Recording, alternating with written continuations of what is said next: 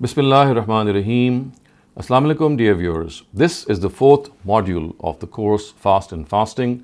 In this module, we will cover three important questions which relate to fast and fasting and to the month of Ramadan. So first of them relates to moon sighting. The second relates to the Taraweeh prayer. And the third relates to fasting in difficult conditions.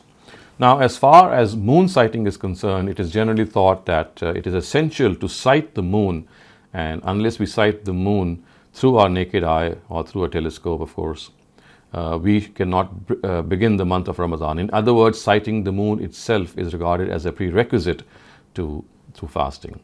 This, I'm afraid, is not correct, and it has arisen because of an erroneous understanding of certain ahadiths which have been reported in partial. And if we have this background in hadith literature, we know that in hadith it does happen that at times parts of a hadith are omitted by our narrators, and when we collate all those narratives, sometimes they give an entirely different picture. Now, what has happened is that in the times of the Prophet, and of course until much later as well, the only means to ascertain the arrival of a new month was to look at the moon and to sight the moon.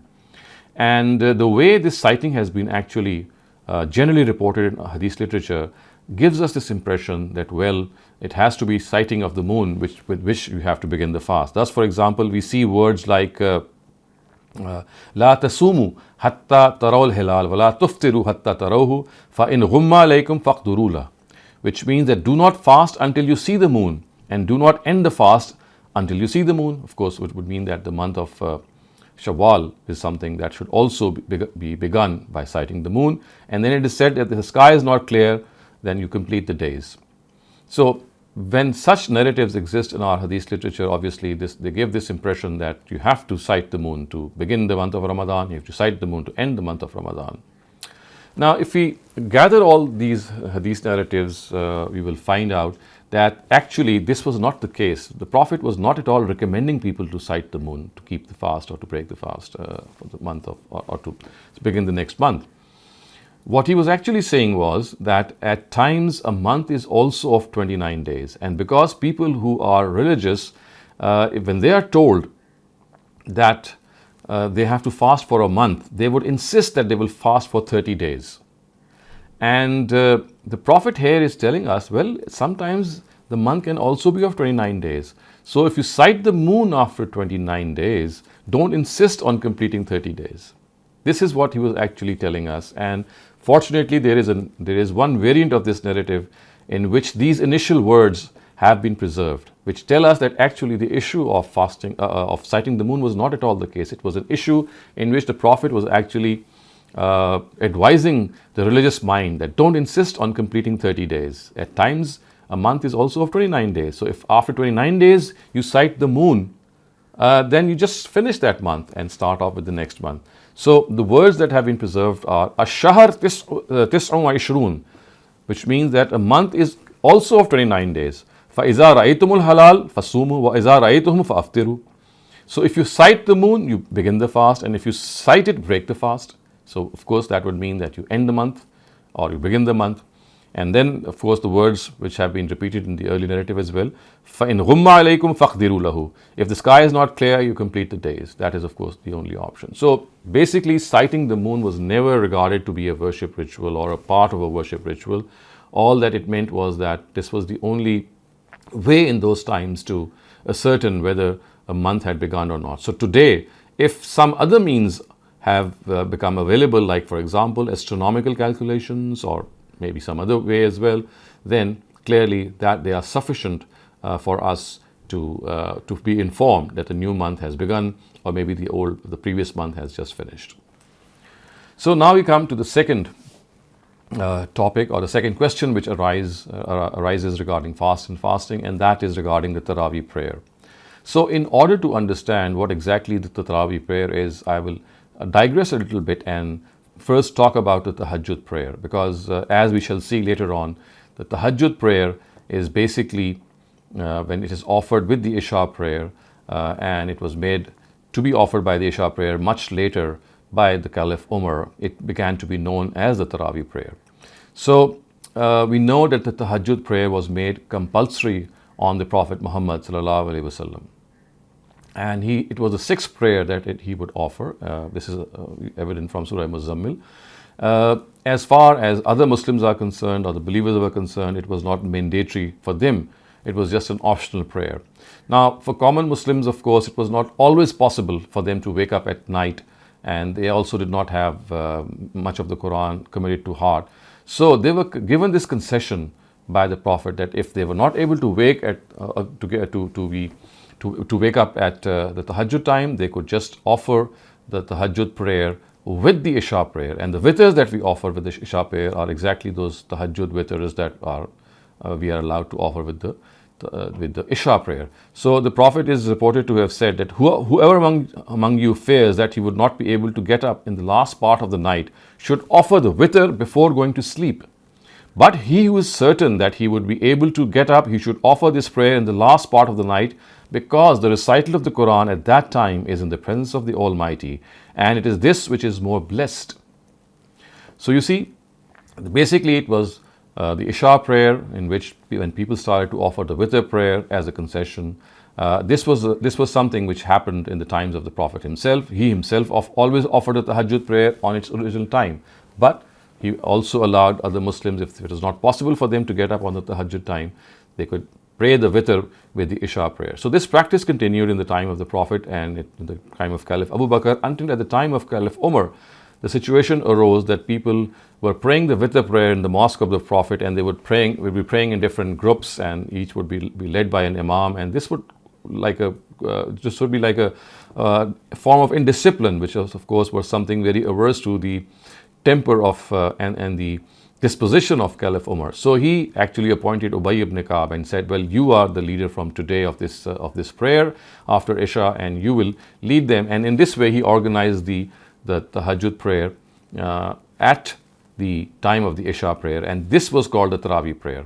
And ever since the time of Caliph Umar, people have been offering this Taraweeh prayer with the Isha prayer, and without realizing that this is actually the tahajjud prayer, which people were actually allowed, or they were actually recommended that they should fast it, they should observe it with at the time of tahajjud. But if they are not able to do so, then they could do so in the times of within the Isha with the Isha prayer as well. And there is a narrative which tells us that how this actually happened.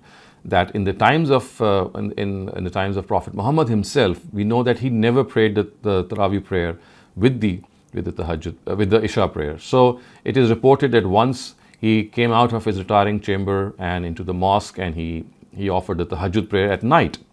And when people heard him pray, they started to gather around him. The second day, more people gathered. The third day, it is said that even more people gathered. And on the fourth day, when the Prophet came out in the middle of the night to offer tahajjud, he didn't come out actually. On the fourth day, what we are told is that the whole mosque was jam-packed, and the Prophet actually never came out. And he said, "But I knew that people had gathered outside the mosque, but I feared that it might become mandatory for Muslims, so I never came out."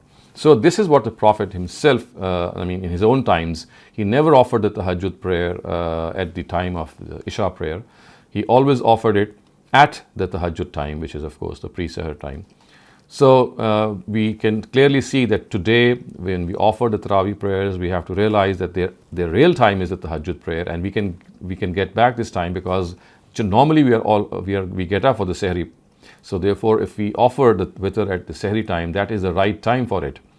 Otherwise, for some reason, if this is not the case, then we can do it with the Isha prayer. But we have to remember that Taraweeh is not an independent prayer. It is not a new prayer. It was just the tahajjud prayer, which people were allowed to pray in all the year round with the Isha prayer. Only it happened that in the case of Prophet Muhammad sallallahu alaihi wasallam, when he came out in the month of Ramadan in the mosque, this happened, that it became a congregational prayer, but then it only became a congregational prayer at the time of tahajjud, and that too for just 3 days.